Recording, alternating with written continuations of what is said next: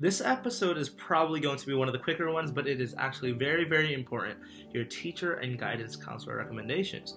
Now for this, I highly recommend you guys to first and foremost start early, because for Yale, you need 1 guidance counselor recommendation and 2 teacher recommendations. Now you should give them ample time to write those recommendations because they have a lot of students that they also have to consider. Now for this, you want to choose teachers who've known you for a while. Hopefully a teacher, you've known for at least a year, and hopefully in some really good academic subjects. But once again, you don't need to have a teacher in math and a teacher in English to write a recommendation for you.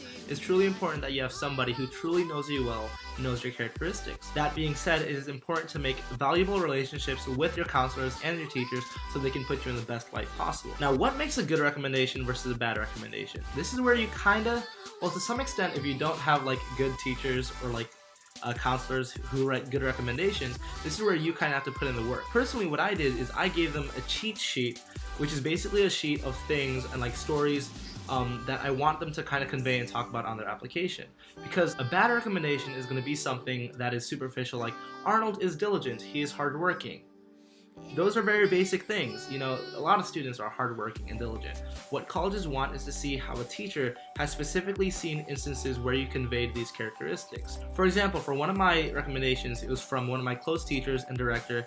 I have passions for English and theater. He also had passions for English and theater, and he got to know me really, really well, really personally. So he had specific anecdotes to show why, I was a good actor, or why I'm a hard worker, and why I'm truly unique across the other students that he have taught. You want to make it very personal, so it is very, very important you send your counselor and your teachers these cheat sheets that I'd say to specifically give it to them so they can showcase all these cool characteristics and stories that you've had.